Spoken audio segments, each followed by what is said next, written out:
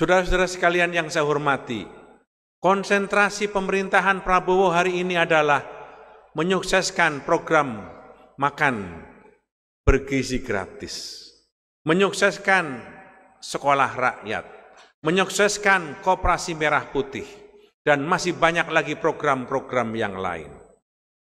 Makan bergizi gratis adalah upaya bukan hanya meningkatkan gizi para generasi pelanjut kita 10-20 tahun yang akan datang. Tapi makan bergizi gratis diharapkan juga bisa meningkatkan gairah ekonomi di daerah-daerah. Bisa meningkatkan partisipasi angkatan kerja, bahkan untuk jangka panjang bisa mengurangi beban BPJS karena akan tercipta generasi yang lebih sehat dari yang sekarang ini.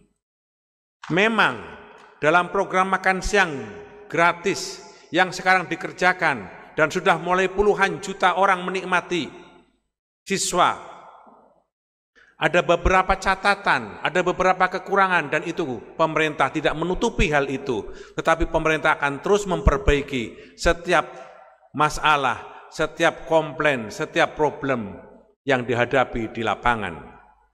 Tetapi saudara-saudara sekalian yang saya hormati, banyak para siswa, banyak para santri, banyak para anak-anak sekolah-sekolah di daerah-daerah yang merasa terbantu dengan program ini. Bayangkan, mereka sekian tahun tidak pernah makan pagi untuk berangkat ke sekolah, kemudian mereka sekarang makan siang, makan bergizi gratis, dengan menu yang dianggap memenuhi gizi yang cukup. Maka itu diharapkan dalam 5-10 tahun yang akan datang akan tercipta generasi yang sehat. Inilah yang dilakukan oleh pemerintah Prabowo dalam masa kepresidenannya beliau. Memang program ini adalah program bagaimana menanam masa depan agar generasi yang akan datang akan tumbuh kuat, sehat.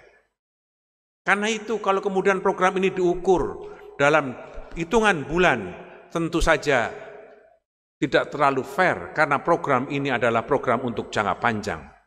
Termasuk bagaimana menciptakan tenaga kerja.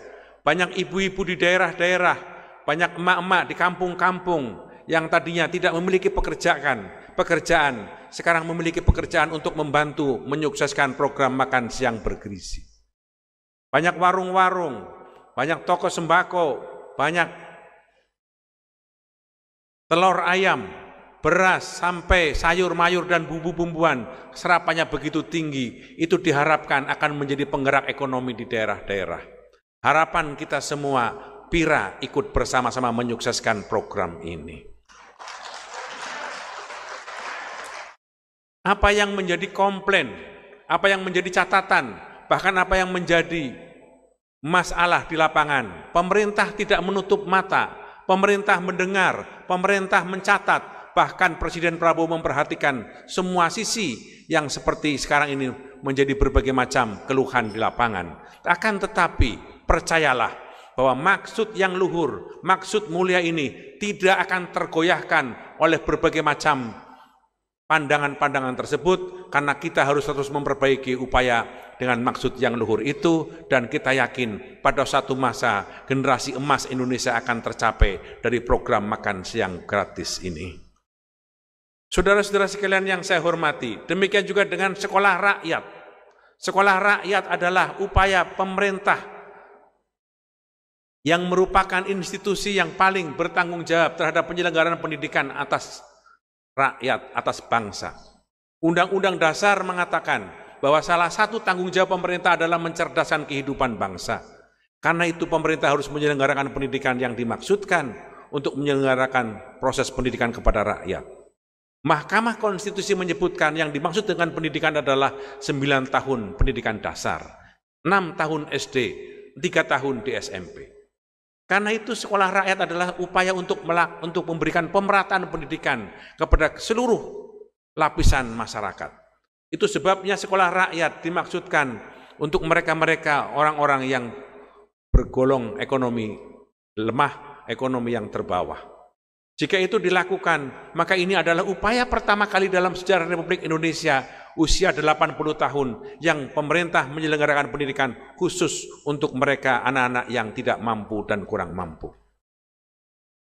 termasuk bagaimana melakukan upaya untuk menyukseskan Koperasi Merah Putih yang sekarang sedang dalam penyelenggaraan dan persiapan untuk dilakukan pematangan. Koperasi Merah Putih adalah upaya untuk memotong siklus peredaran perekonomian agar masyarakat desa bisa menikmati pasokan harga kebutuhan dengan jangkauan yang lebih pendek dan harga yang murah. Itu sebabnya Koperasi Merah Putih adalah bagian dari upaya kita semua. Semua itu dilakukan oleh pemerintah Prabowo Subianto sebagai upaya agar pemerintah ini bisa memberi pelayanan kepada rakyatnya terbaik. Apa yang diinginkan oleh pemerintah sekarang ini? Pemerintah menginginkan selama kepemimpinan Prabowo Subianto rakyat sehat. Selama kepemimpinan Prabowo Subianto rakyat kuat, rakyat makan, rakyat cerdas, dan rakyat tebal dompetnya.